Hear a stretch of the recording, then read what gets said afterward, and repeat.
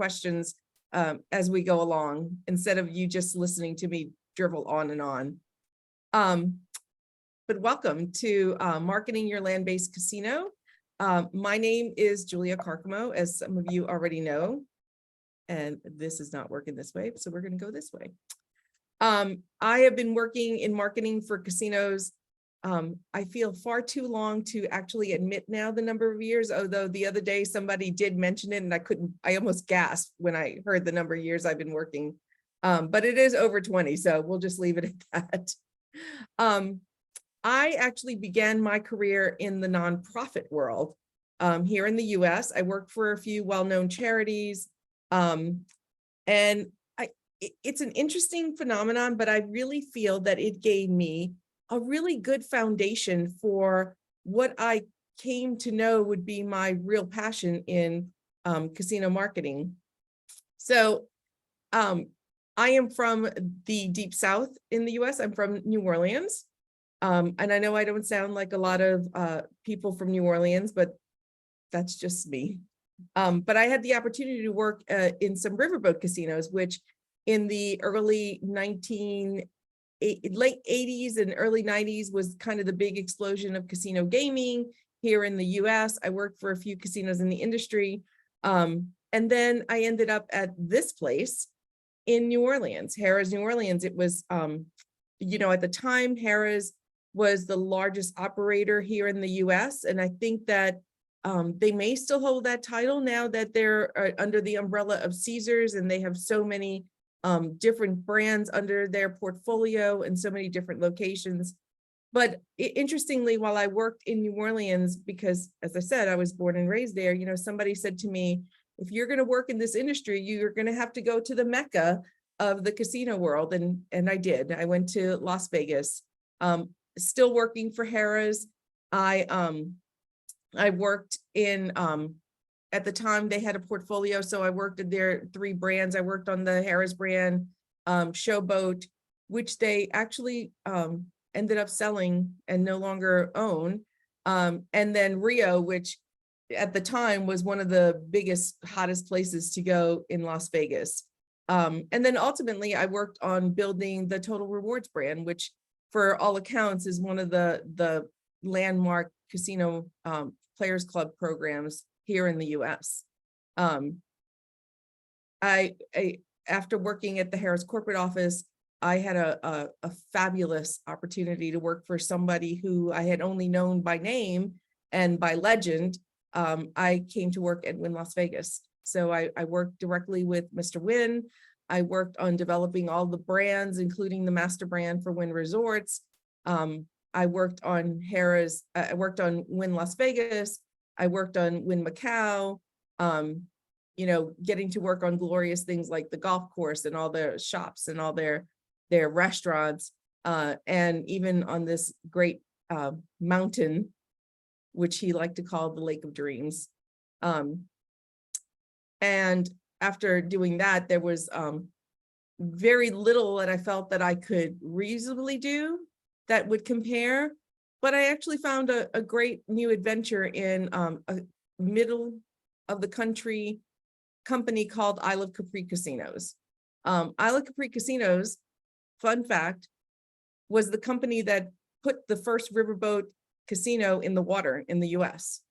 That boat, and it's been a point of discussion lately because the boat that was that riverboat casino way back when was decommissioned several years ago and was sitting on a dock on the Mississippi River, which now the river has dropped so precipitously that it actually sunk the boat. And so now it's sitting in mud. It's a long story, but it was a casino company that had at the time 15 properties, mostly located in the Midwest of the US, although they were building a property in Florida and another one in the Midwest and one in the UK.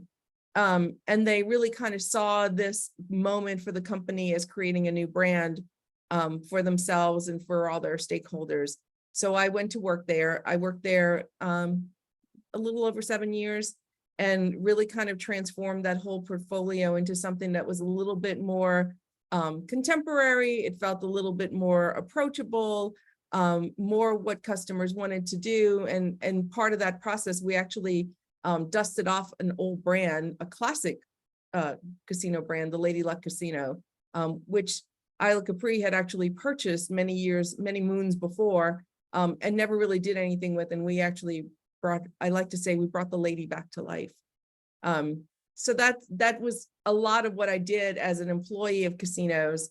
I subsequently left and moved back to New Orleans, where I'm from, and started my company called J. Carcamo and Associates. We work with a lot of properties across the country. I'm here on site at a property today, working on their planning, their marketing for 2023. We work with also some small businesses to help them get off the ground. We created a program called Casino Marketing Bootcamp, where we train casino marketers. And I think that's how Adam found me. And now I'm pleased to say that we're getting to work with him in the Gaming Operations Academy. I also am Hispanic, first generation, born here in the US. My parents are from Central America. And I created an agency really directed to Hispanic marketing engagement, which I love. Now, all of this was moving along in 2020 when the pandemic came, and a lot of our business came to an end, or at least a long pause. So I decided I would write a book called Real Marketing, and it's just follows my rules for branding, for casino branding, and it's available on Amazon if anybody's interested. But you're here to talk about casino marketing, particularly land-based casino marketing. And I want to talk about the transformation, some of which I mentioned. So when a lot of people here in the US think about gaming, still is as many casinos as there are in the US, the thing that comes to mind is Las Vegas. And more recently, lots of pool parties, lots of half-naked people getting drunk and having a great time. You know, the Fountains of Bellagio, probably one of the most photographed pieces of Las Vegas that there is. And, you know, ultimately the great mystique of the poker player. But when you think about casino gaming here in the US, it looks a little bit more like this. It looks a little bit more like, you know, middle-aged women out having a good time, sometimes with their spouses and other friends. It looks a little bit like this guy hanging out at the sports book, waiting to see his game and his bets pay off. And now with sports books kind of just blossoming across the country, sports books are starting to look a little different themselves, a little bit younger, a lot more women participating in sports betting. So casino marketing has really changed in the last, 18 months has been a really big difference. But there are some things that I feel are always hold true to creating a great casino marketing plan that I think anybody can really take lessons from and work into their plans. So in early 2020, right before the pandemic, the AGA research, American Gaming Association research, showed that there were more than 1,000 casinos active across the US. That was prior to the pandemic. And some of them were in the process of rebranding, and some were being acquired. As I said, Caesars has become a really big company because it had just finished the acquisition of Isla Capri, and eventually Eldorado purchased Isla Capri, and then eventually Eldorado would purchase Caesars and then rebrand the whole company as Caesars again. Some were in expansion mode. A lot of the tribal operations were kind of in construction mode. And, we went through the closures and reopening, and now we're seriously back in the thick of competition, not only for what was always a limited gaming budget, but for overall casino entertainment and overall entertainment dollars that are currently being repurposed because customers stayed out of casinos so long, they found other ways to find their entertainment. So, competition is steep. There's less entertainment dollars out there, and it's never been more important to stand out and get noticed, which for all businesses, right? But casino marketing, we kind of have different strategies than those that maybe, a supermarket might employ or a retailer might employ. And our business model is so different that our approach has to differ from other businesses. So today in this short sampler, I'm going to go through some of the strategies that I use and that I use with clients, and then give you a little bit of some insight into what we're going to be doing with the masterclass in December.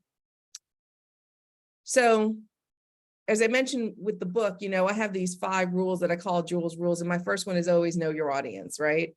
So that is always my first approach to any marketing plan. The gaming industry, we all know it, it's a very unique one, and it's not a one size fits all. I mean, our customers differ. And for a land-based casino, every day there'll be people who walk through the doors that have unique wants and preferences and objectives. And to retain their businesses and keep them coming back for more, you have to know how to create the environment that they want, and while it still feels somewhat personable to them.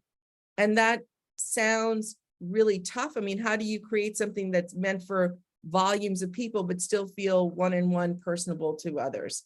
But it isn't if you take a couple of steps. And like I said, first one, know your customer. And this process is a big one, especially if you're opening a casino and you don't have a database to work with. And even if you do have a database to work with, kind of like putting them into these personas and these personality buckets can seem like it's a little much. But how can you, my question is always, how can you create marketing programs and even create your facility if you don't really understand the people that are going to be coming there?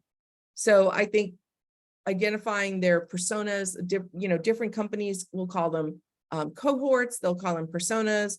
A lot of times in US marketing, casino marketing, we use the terms segments. But in either way, it's about categorizing them and understanding them and getting to know them in a way that you know what can trigger a visit from them. So as I said before, like any other businesses, casinos, we compete for disposable dollars, especially those disposable dollars that an adult, a legal gaming adult, may choose for entertainment. So if you think about, and I only know from the US perspective, if I say I'm going to go to the movies with somebody, with a partner, and I go to see a movie and I get, snacks and maybe a soft drink, I mean, that trip, that little outing could easily cost $50 or more just for 2 people. But in return, I get popcorn, I get my soft drink, I get to watch this movie. Casinos, when you think about that $50, casinos are asking me as a customer to come in, spend the $50, just me, not for 2 people, and really walk away with nothing more than the sense of I had a good time and nothing really to show for it in some cases. And that's where your database and understanding this segment comes into play. In my opinion, few companies leverage a database like a casino, because we've been collecting information about customers for years. And now we're able to leverage that information to determine who our most valuable customers are today and who they might be tomorrow.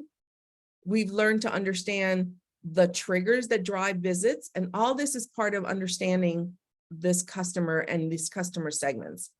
What triggers are going to drive visits during targeted times. Sometimes we know we can take, because we get to know these customers and segment them and personify them some way, we can then trigger visits for them to come when it's harder to get business, like on a Tuesday morning or a Wednesday afternoon.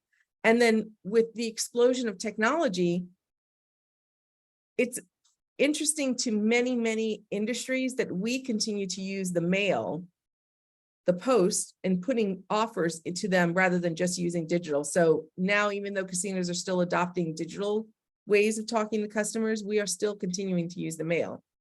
But back to the segments. As I said, it's a little hard when you're just starting a casino or you're just starting your career, but there's really kind of like 4 basic categories of personas when you're starting that way, right? So there's the gamers, there are people that are coming in just to gamble.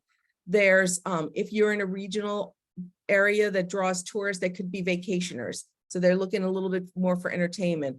Las Vegas will draw a lot of people to what I call entertainment aficionados. So they're going looking for the whole package. They want to go to shows, they want to go to concerts, they want to eat, they want to shop, they want to gamble.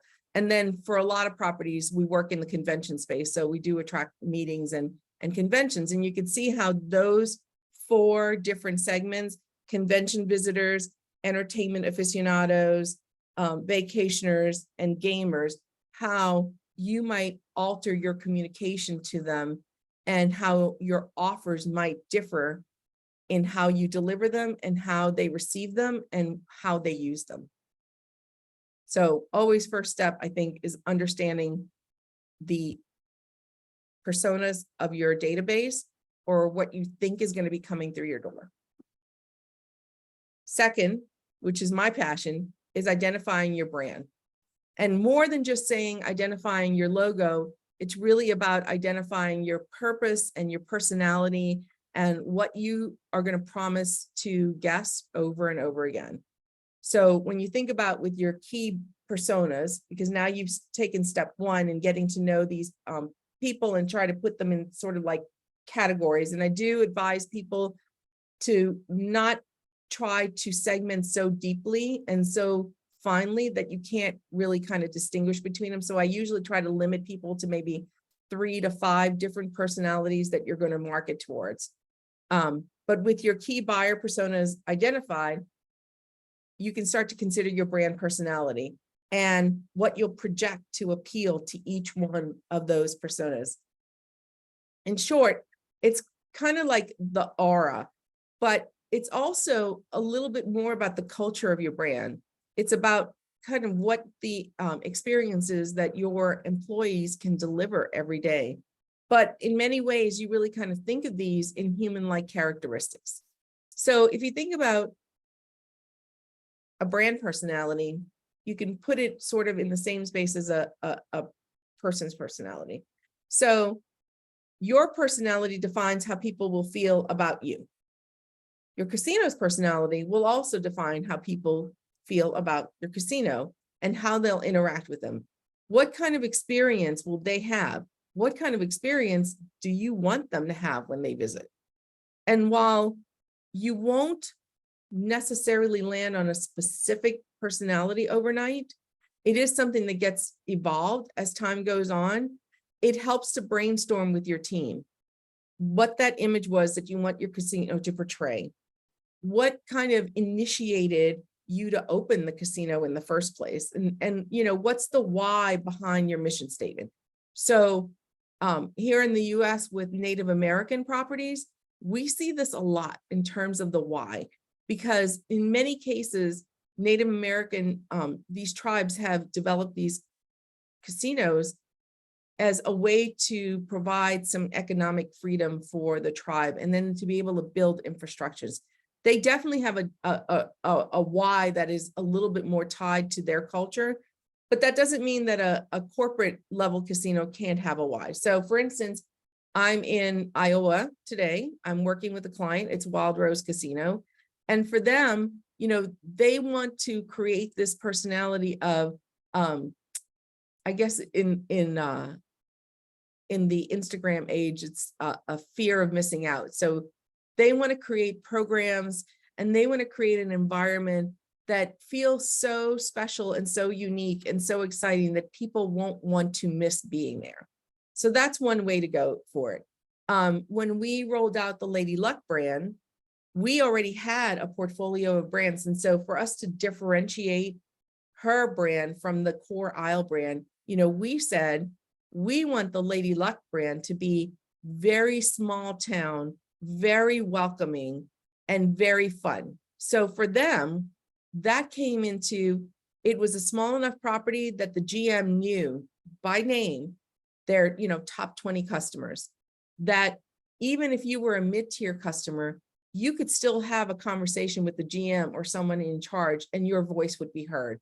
So it was a very different kind of brand personality, and everything that we did had to like build on that why and why we were there in the first place. The other thing, when you talk about your brand personality and your buyer personas, you also have to think about how each group communicates as well as how they like to be communicated to. So how do they talk? What kinds of problems are they facing? And I know that we can't solve, every customer's problems, but when you think about entertainment, what are the challenges they're having to finding great entertainment, and how can your casino solve that? These two sort of have to be very interlocked to be successful. And I'll give you a great example.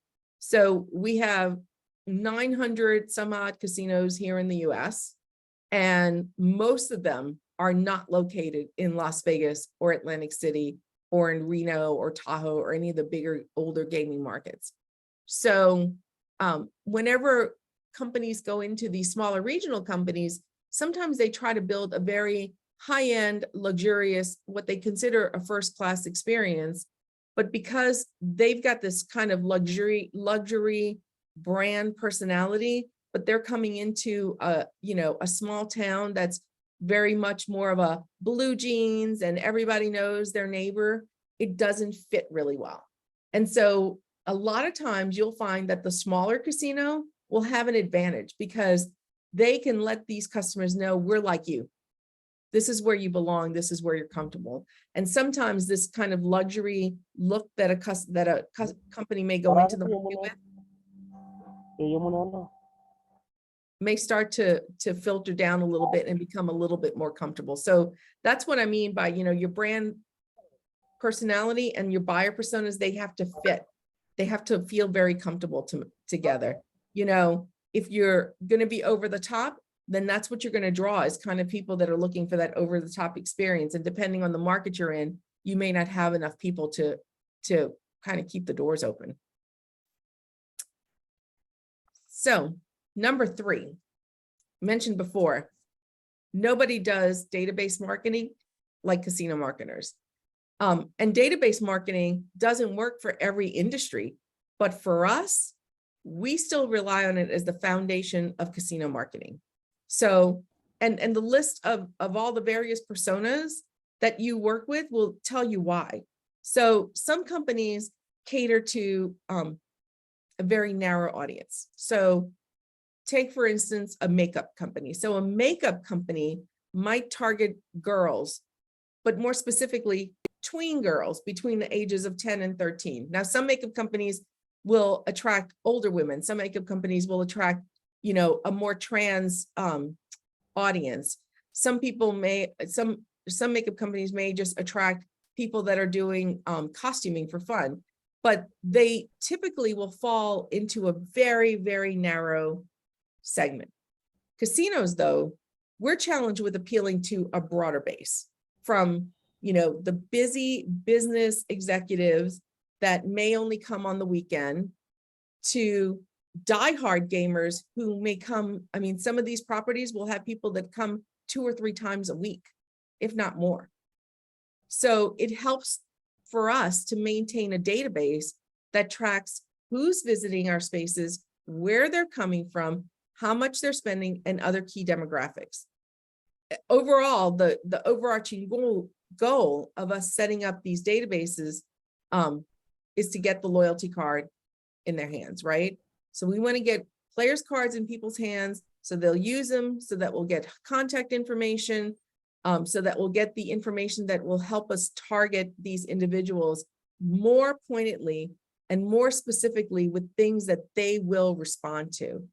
So for us, conventional approaches are usually, we do things called the monthly mailer. You'll hear this term a little bit differently. Sometimes it's called the newsletter. We'll do supplementals when we are lacking in business. Another reason why the database becomes very important, because if we have a hotel night that's empty on a Wednesday, it doesn't help us to send an email out to everybody, but it helps us a lot to send an email to the people that we know will typically come middle of the week, and maybe they might take advantage of that hotel offer. We're also starting to adapt new communications channels at this time.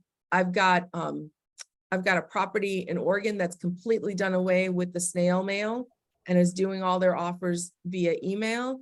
I've got another property that is seeing really great success using SMS text messaging. Some of them are testing Facebook Messenger and WhatsApp. And I think they're starting to see some really good results with those kind of last minute offers. Again, though, we can't do this without a great database. And with that database, it's also important for us to identify who our high worth visitors are. So who's frequenting the casino the most? And which persona do they fall into? What are, we have to consider, what are their behavioral patterns? What are their spending limits? How long do they spend? And what kind of feedback are they leaving about it? Sorry, I don't know who is on that we could mute. Maybe they heard me. It's HP. Can you mute him, Adam? No. No, you've got the host. So if you just click on, if you just hover over HP, I think you can mute him. I don't know if I'm seeing Or her. You don't quite know what, or they. For some reason, I'm only seeing me. Oh, maybe they're not on camera, so I don't see them. Anyway, I think it's done now. Oh, maybe not. The point is that mining this amount of information can help us drive future growth. There are visitors who contribute most to our day-to-day revenue.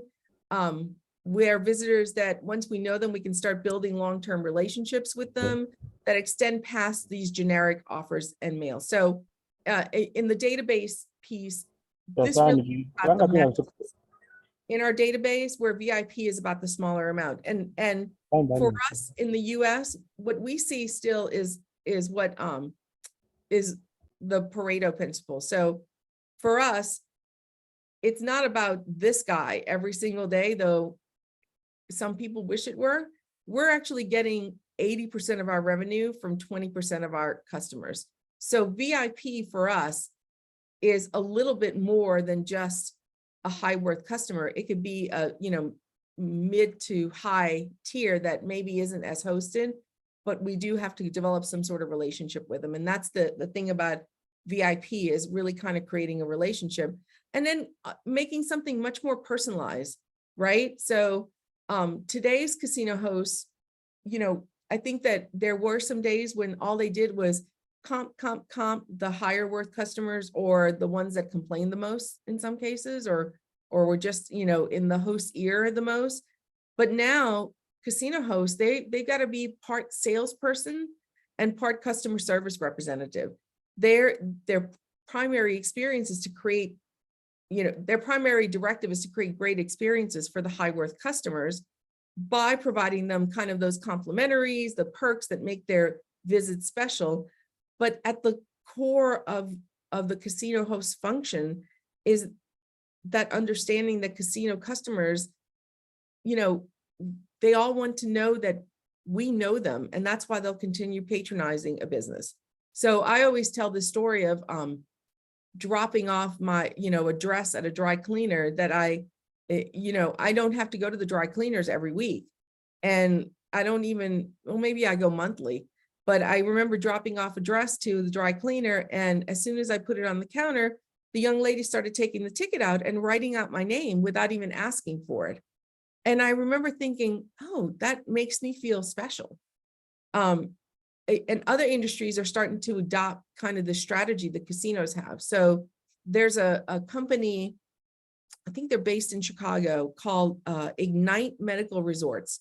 Now, they're not a resort like we're used to with casino resorts. They're actually what's called a post-acute care facility, which means that when you're hospitalized, sometimes you need additional assistance that is not at home. And so you may choose to stay at one of these facilities and get skilled help until you're well enough to go home. And they kind of they really liked this idea of casino hosts, not having a host, but really kind of taking that idea behind it and creating great experiences, because they know that A, this person may likely have to come back again later on, or B, that they may have somebody that they know that they would want to recommend a place to. And so they know that creating a great high touch personalized experience will help them for future growth. And that's kind of the same model that we use for being casino hosts. And connections, I think that prioritizing connections is more important maybe now than it was pre-COVID. I think keeping a steady stream of top spending players, coming through your doors requires more than just an eye-catching advert, which I do and I love. Or even, something in the mail that is just beautiful and wonderful to touch. It kind of requires making that personal connection. And that begins the moment people come into the floor. So visitors, any visitors, I mean, particularly the high worth ones, but anyone expects some sort of recognition for the money that they're spending at our casinos. So things like welcome teams. My client here is going to implement something called a cheer team. And it's going to be, somebody that's going to celebrate jackpots, that's going to welcome people more often. But a welcome or outreach team can help sort of bridge that gap between the time that a person comes the first time and the time they come the next time. Things like making outbound calls and being able to use your system to pull a report and say, who were my top 10 customers yesterday who spent the most money yesterday, who lost the most money, whatever that query is, and have a host give them a call within that 24 hours, or even when they sign up and they're a high worth customer, getting that call within 24 hours of their enrollment can help a long way into building that connection and helping your brand be as personable as possible. And as I said, hosts, they carry the brunt of the burden for this personalization outreach. Because they're the ones that are going to say, hey, come on back for this complimentary hotel stay or steak dinner. And they provide that one-on-one support to high value customers. But our markets now are more competitive than ever. And it is important that every employee plays some sort of role as a host. And then social media has only expanded the connectivity, because people will tell their friends, they'll share that information, they'll share an experience, whether it's good or bad. And ultimately, the key is to understand who your customer is. Again, right back to that step one. That's why I always start with there. But why, by the time you get to this step, you may want to look at those personas again and maybe make some modifications, because now you've gotten to know them a little bit better and you've gotten to understand their patterns a little bit better. But as I said, understanding them is the key to knowing who your customers are now, how much they're worth, and how much they could be worth in the end. And you'll also need to know their needs, and you start to understand what motivates them so you can keep them coming back. Establishing a personal connection at the onset can help you get insight into all these factors for a long time. And that helps you with retention. So after a while, there may come a time when your active base, your customer database goes from being, this big to maybe a little smaller. And that's done for a number of reasons. Customer churn is something that increases as time goes on. So, you may have a visitor who used to visit, as I said, we have customers that go, twice a week, 3 times a week. Maybe they drop back to only once a week, or maybe they start coming every, week and a half. Even if this happens on a really small scale, it can still have a significant impact on your business, because those disinterested and inactive customers could have attributed a substantial percentage to your income. So without their continued support, you're going to feel that financial hit. So retention is a strategy and a process that we've got to always keep in mind. As I said, it's just a little bit of that churn. It's how people change their lifestyle. It's how people change their lives. But in many cases, casino marketers may just sort of let this lapse. And I have seen this happen many times, where casinos will wait for somebody to not come in for 6 months before they reach out to them again. And I feel like in this world, in this modern time that we're in now, you can't afford to wait that long. And I think that there are databases across the US that have what I call hidden gold in their databases. And sometimes it's just a matter of mining them. I think that decliners and inactive customers could be a great source of revenue. And for whatever reason, these people have chosen not to visit. So it's, usually fair to assume that they just experienced something unsatisfactory. But if you ask yourself, how much revenue can I bring in if I only get 1% of this inactive database back? And then what if you got 2%?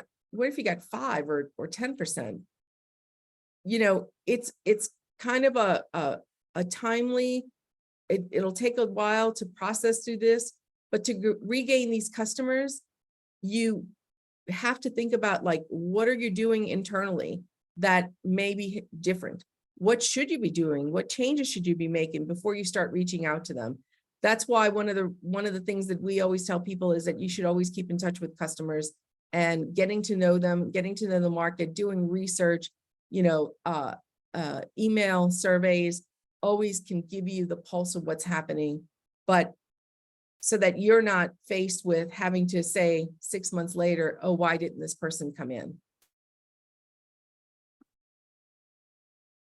Ultimately, the goal of the game is to get repeat visitation, right? And that customer satisfaction. And while it's true that today we can expect 80% of our revenue, as I said, to come from 20% of our customers, that doesn't mean that that other 80% customer base isn't valuable or essential to our future. So we have to balance sort of this type of approach to our marketing programs. You got to consider your message. Individual activities such as slots are they still appealing to our core customer? Or more group-based activities, what we need to put into place, or non-gaming amenities, are they going to be more appealing to some of these personas that we know so well, along with all the newer gambling options? And likewise, we have to update our messaging and our channel mix across those younger cohorts, especially as we're seeing sports betting really impacting casinos here in the US. A core customer, they may have been introduced to our brands through newspaper and television, but customers today are getting introduced first online, and usually by their phone, mobile. So that experience has to match what experience they get when they come through the doors. And we're going to cover all of these things in much greater detail in our upcoming masterclass, the Land-Based Casino Marketing Masterclass. In case you don't know, it's going to be the 6th, 7th, and 8th in December, and we're planning about 2.5 hours each day. And there are 6 modules that are going to walk you through a typical casino marketing plan. A lot of what we talked about today. So first day, we're going to talk about understanding the market. So learning the basics of doing a SWOT analysis and how to gain consumer insights through research or through using blue ribbon panels and mystery shopping. And then 2 is the Players Club design. So I put these in day 1 because I think that understanding your market and understanding the customer, and then understanding the tool that's going to drive the engine for your customer marketing is the most important. And this is why I wanted to make sure that we put it right up front. So Players Club design, how to create new member programs and benefits that your customers are going to want, and that maybe they'll choose yours over your competition, and that you can constantly deliver. So we're going to talk about tiers and the value of carded play, how you think about, how you earn points and how you can redeem points and such like that.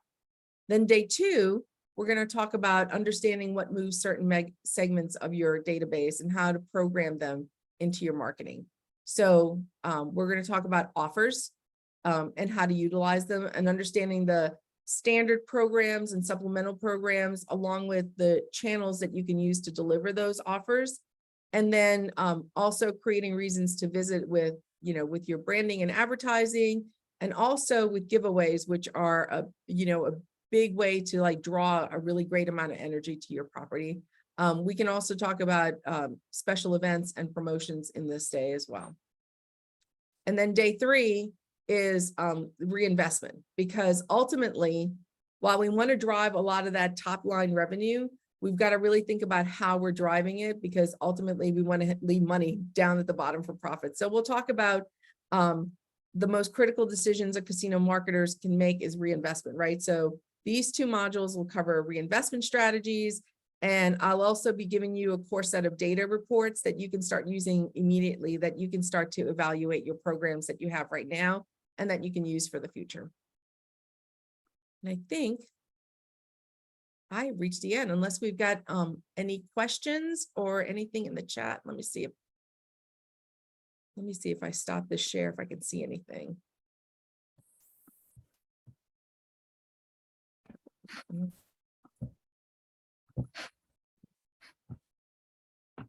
So if you've got any questions, I think what I'm going to do is share this last file.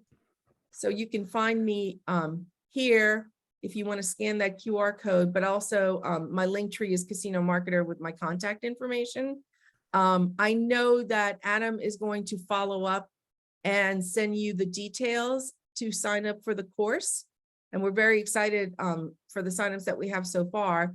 But if you've got any additional questions, and also if you've got anything that you want to make sure we can try to cover in the modules, I would love to hear from you, and you can find my contact information this way or through Adam.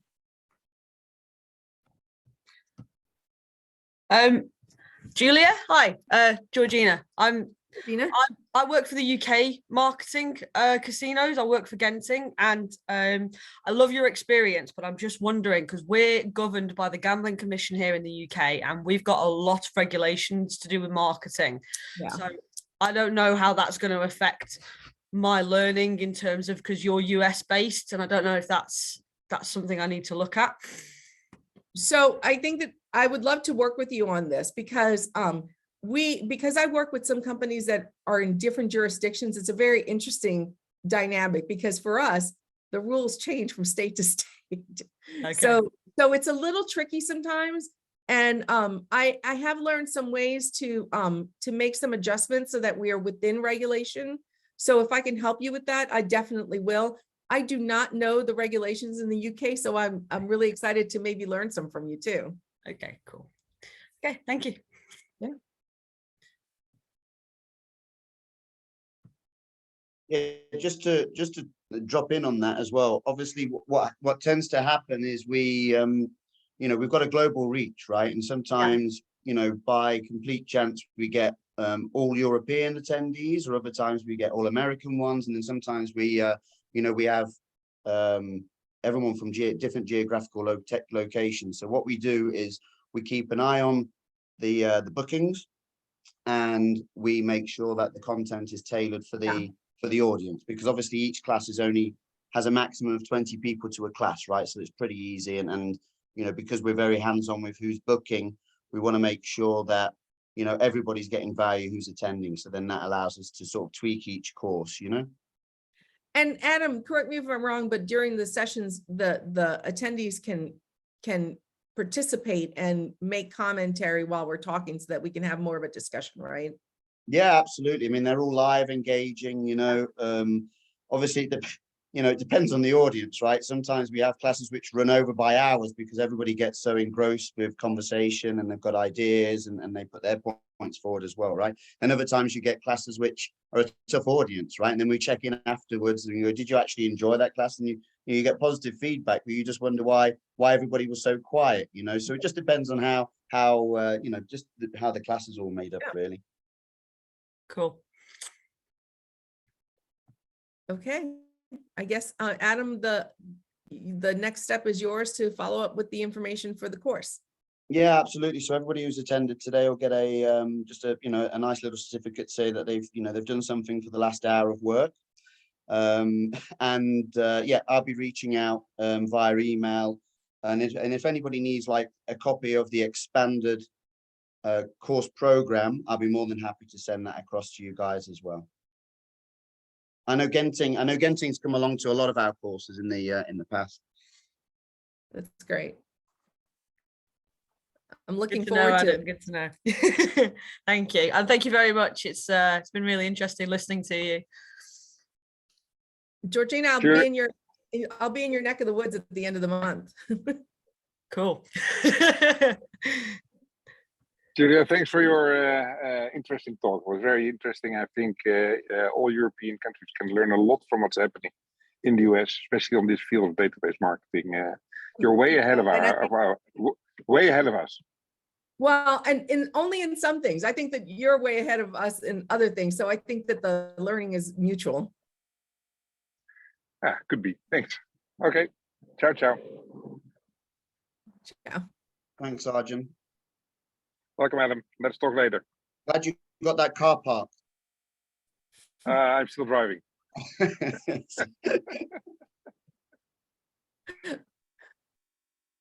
Oh, wait, there's. All right, I think that's it. I'll be Perfect. signing Thanks, off. Julia. All righty. Have a good day, guys. Thanks for taking the time to listen. Thank you. Thank you.